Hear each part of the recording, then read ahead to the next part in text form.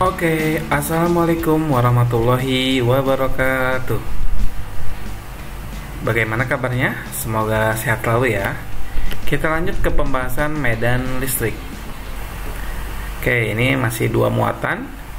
Misal ada Q1 dan Q2, muatannya sama-sama Q, terpisah sejauh X. Nah, tentukan medan listrik di titik A yang berjarak Y dari sumbu horizontalnya. Maka ini ada jaraknya, itu R. Jarak titik A dari masing-masing muatan sama R. Maka medan listrik yang dihasilkan oleh Q1 karena positif, maka di titik A akan menjauhi ke arah atas. Di Q2 juga sama, positif juga menjauhi. Maka kalau dibuat vektor, medan listrik di titik A adalah ke atas. Ini sudut yang dibentuk oleh E1 dan E2 Kemudian contoh lainnya ada seperti ini. Ada Q1 dan Q2, hanya Q1-nya positif, Q2-nya negatif. Terpisah sejauh X. Kemudian yang ditanyakan adalah medan di titik A yang berjarak Y dari sumbu X-nya ya. Ini R-nya, jaraknya. E1 karena dia positif menjauhi ke arah serong kanan bawah. Kemudian E2 mendekati muatannya karena negatif, serong kiri bawah. Sehingga kalau diresultankan arah medan di titik A adalah ke bawah. Ini sudut yang dibentuk oleh E1 dan E2. Secara vektor, besar E di titik A adalah E1 kuadrat ditambah E2 kuadrat ditambah 2 kali E1 kali E2 dikali cos theta. Cos theta itu tetanya adalah sudut yang dibentuk E1 dan E2 ya. Kita lihat contohnya.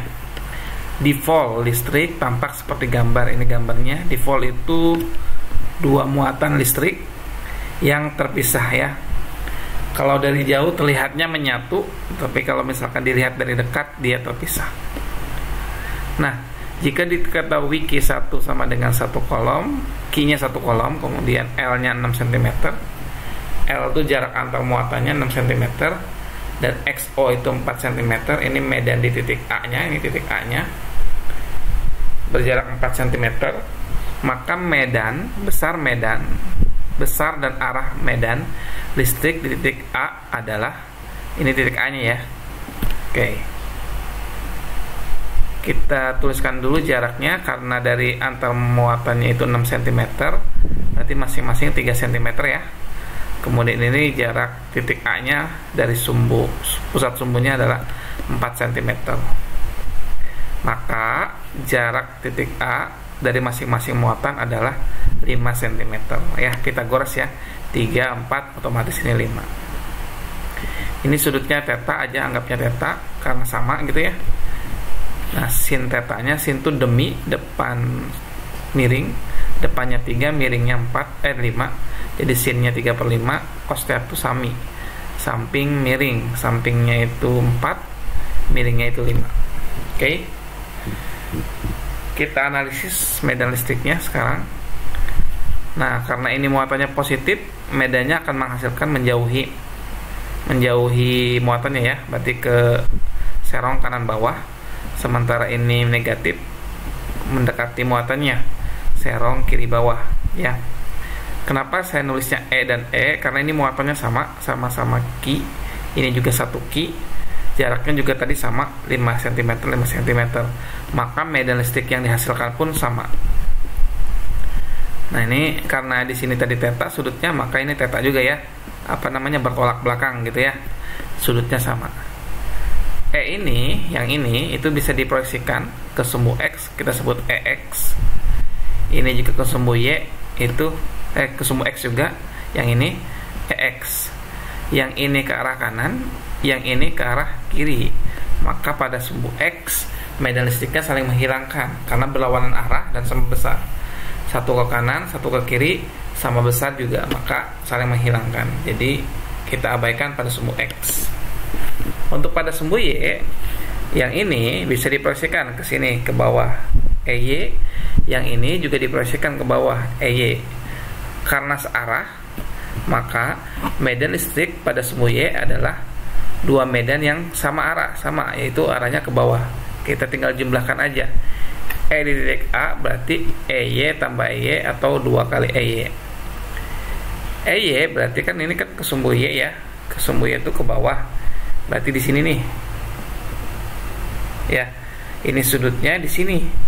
Di sini tuh berarti depan tuh berarti sin. Maka EA sama dengan 2E sin theta. EY-nya kita ganti E sin theta gitu ya.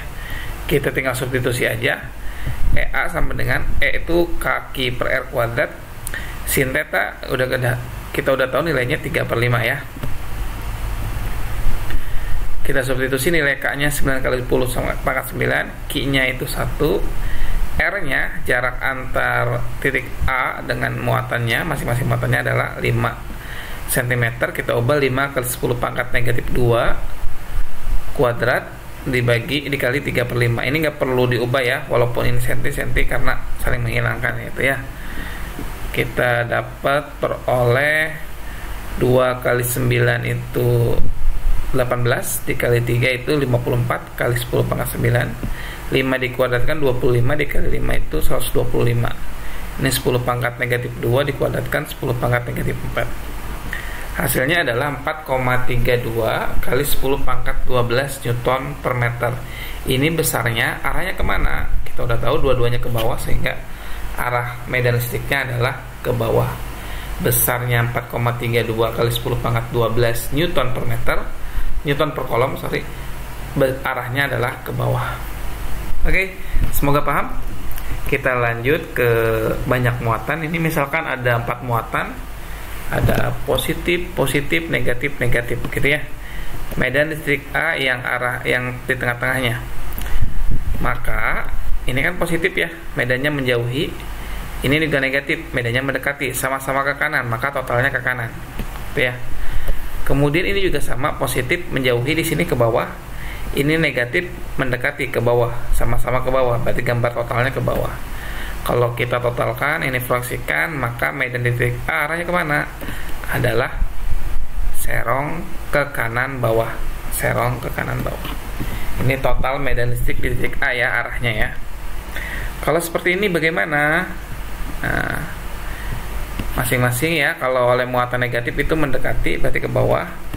Kemudian oleh negatif juga mendekati ke kiri. Oleh negatif juga sama, mendekati juga, berarti serong ke kiri bawah. Nah, yang biru ini kita jumlahkan resultannya, arahnya ke bawah juga ya, serong kiri ke bawah. Artinya kedua medannya sama, maka total arah medannya adalah ke serong kiri bawah. Oke, mudah-mudahan paham ya untuk menentukan arahnya saja. Contoh soalnya, ini soal ONMIPA. ONMIPA itu Olimpiade Nasional Matematika dan Ilmu Pengetahuan Alam. Ini biasanya anak MIPA tahun 2017. 3 buah muatan Q1 Q, Q2 Q akar 2 dan Q3 negatif 2 Q diletakkan di 3 titik sudut bujur sangkar yang panjang sisinya R seperti gambar di samping, bukan di sampingnya, di bawah. Ini seperti ini ya. Ada Q1, Q2 dan Q3 terletak pada bujur sangkar tuh persegi gitu ya, jaraknya sama R-nya. Hitung besar medan listrik di titik A dinyatakan dalam Q, R, dan K. Jadi medan listrik di titik A dalam Q, R, dan K. Kita analisis. Nah, ini Q1 muatannya positif, ini positif Q. Maka arah medan di titik A oleh Q1 ke kanan ya, menjauhi muatannya. Ini Q3 dulu, Q3 muatannya negatif, maka arah medan di titik A mendekati muatannya, berarti ke bawah. Nah, Q2 itu positif, maka menjauhi muatannya, berarti kemana? Serong kanan atas ya, E2 nya. Oke, ini kita tahu tadi jarak antar perseginya sisinya itu R, maka miringnya itu R akar 2 ya, Pythagoras. E1 tuh medan listrik di titik A oleh muatan 1, berarti kaki jaraknya R, berarti kaki per R kuadrat. Ini Q1-nya Q ya. Kemudian medan di titik oleh muatan 3 berarti K Q3 per R kuadrat. Q3-nya itu 2Q. Kita tulis 2-nya ke depanin ya. Berarti 2 kaki per R kuadrat.